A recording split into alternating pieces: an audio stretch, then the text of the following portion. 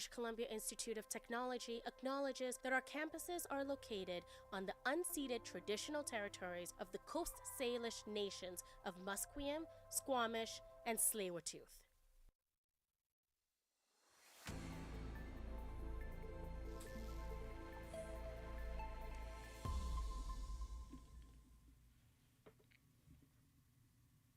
Good afternoon. My name is Ryan Bowles, and these are your news updates to 1:30. Premier David Eby was in Surrey today, where he has unveiled his party's platform from the upcoming election. Premier Eby spoke in front of reporters and party faithful today to reveal his full slate of promises for the October campaign. The Premier is promising more Crown land for non-market and co-op housing in the province, and the NDP will also look to raise the housing speculation tax amidst measures to boost housing. Eby made this announcement in the riding of Surrey Serpentine River, where former RCMP officer Baltej Singh Dillon is running against Conservative candidate and former Surrey Mayor Linda Hepner. As the Premier is in Surrey unveiling the NDP platform, the Conservative leader is also revealing a series of promises. John Rustad is announcing a series of pledges related to infrastructure, transit, and the economy. Rustad says a Conservative government will require voter approval of any new taxes.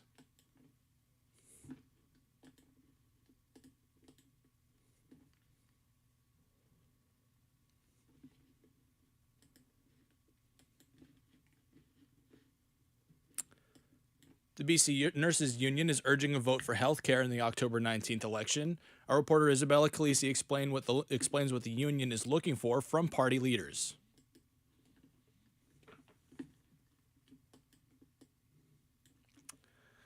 A new report indicates unapproved modifications may have been at fault for the crash of an aircraft in northwest BC last year. Transportation Safety Board says the two-seat Savannah aircraft crashed into Simpson Lake, killing the pilot. The report says that a review of the crash showed the plane had modifications made to its engine and wings, and both went unapproved by the manufacturer. The report indicates these modifications had been made by a previous owner of the aircraft. The BC Supreme Court have announced they will not grant an injunction to prevent tree removal in Stanley Park. In their ruling, the court dismissed an application to stop the removal of thousands of trees under a looper moth infestation. The challenge filed by park users claimed negligence by the City of Vancouver and the Park Board. The park users said the park's degradation caused them stress, anxiety, and sadness. Lawyers for the city claim there is still time for the Park Board to make a decision regarding further tree removal and public challenges. An amateur botanist in Delta claims he is the first person in Canada to cultivate the Hyoscyamus insanus. Our reporter Zach Arobko explains his love of rare plants as an extra benefit.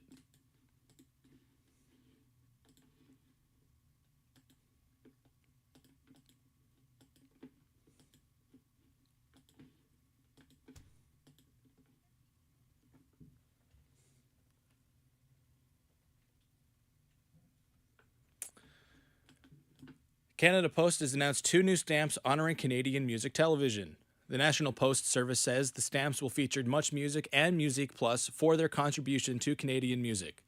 The stations were responsible for connecting Canadian viewers with their favorite artists and provided a platform for Canadian musicians.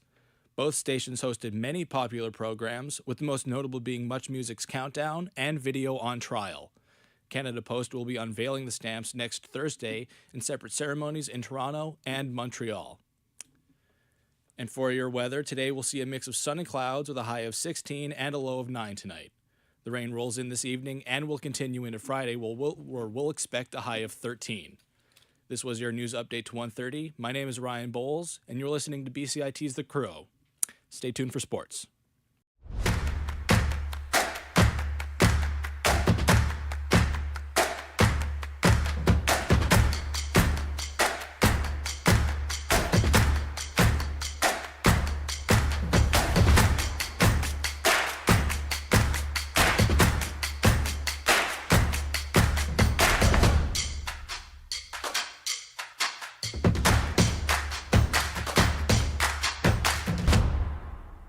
Everything is changing to digital. Everything is online. People aren't just waiting for the 6 o'clock news anymore. People want their news right now. They want to be able to go onto their smartphone, onto the internet, and see the news that they want to see. Vancouver is growing at, a really rapid. The ballistic missile barrage has raised concerns about a growing Mideast fight and America's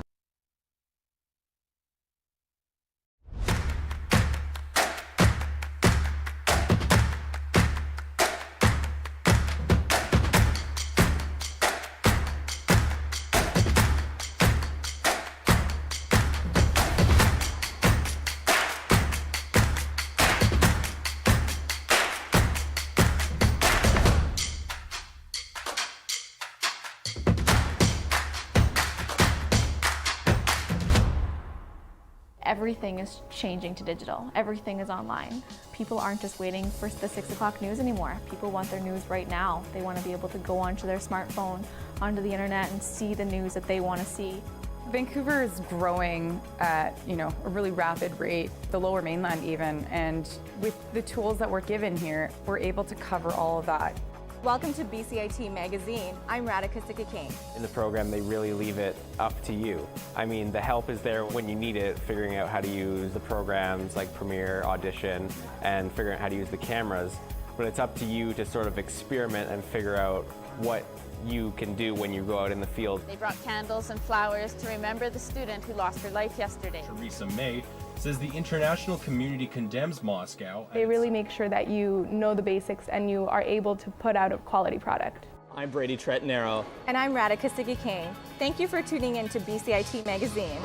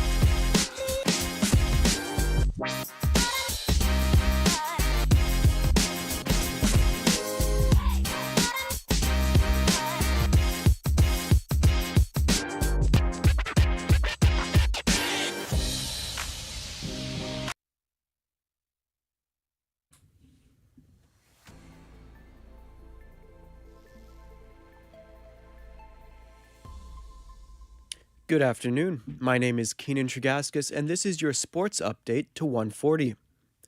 Only one of the 4 wildcard series made it to Game 3. The New York Mets and Milwaukee Brewers will play a do-or-die game tonight at 4 p.m. The only other time this happened was 2022. The Padres took care of the Mets then in the infamous wildcard game where Mets manager Buck Showalter accused Padres pitcher Joe Musgrove of using foreign substances. The Mets look to change their recent wildcard fate and advance in the postseason for the first time since 2015, while the Brewers look to end their 5-year postseason series win drought. This morning, the Baltimore Orioles front office confirmed that manager Brandon Hyde will be returning for the 2025 season.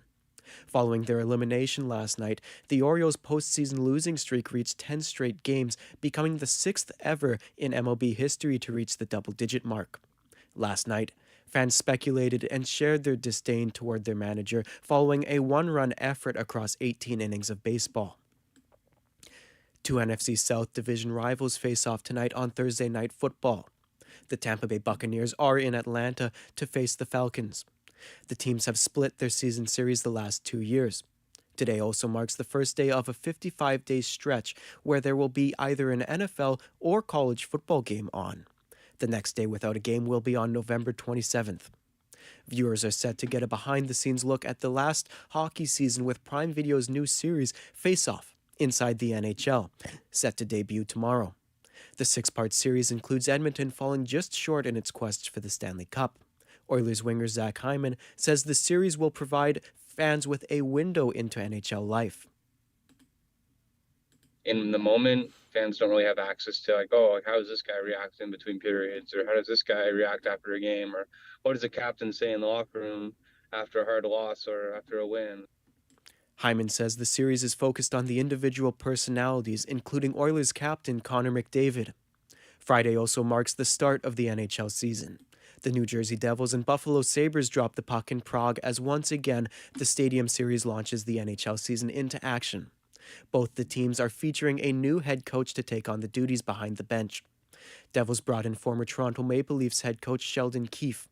The Sabres are bringing back their former head coach Lindy Ruff, who was with the team from 1997 to 2013. Lionel Messi's first MLS Cup playoff match with Inter Miami will be on October 25th. It'll be aired live on a massive screen spanning an entire block of New York's Times Square. Major League Soccer announced today that Inter Miami's opener will be the lone playoff match played on the Friday night with a 5:30 start time. It's a slight adjustment to the MLS Cup schedule, as original plans called for the playoffs to begin on the 26th.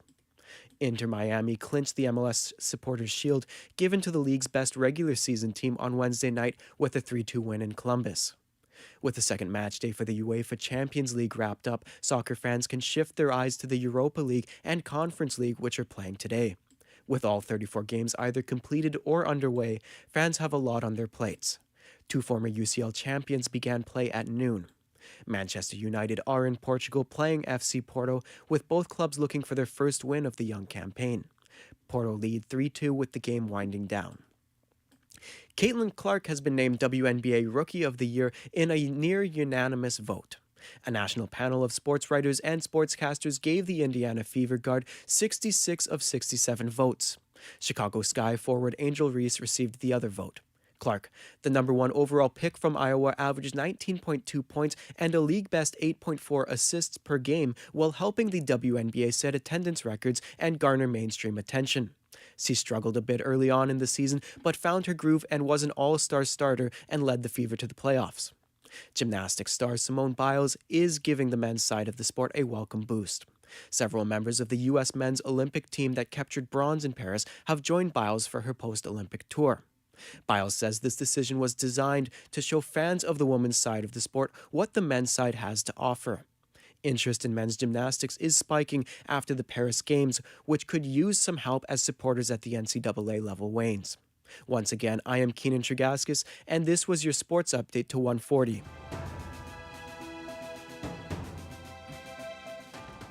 Stay tuned for more on BCIT's 1680 The Crow.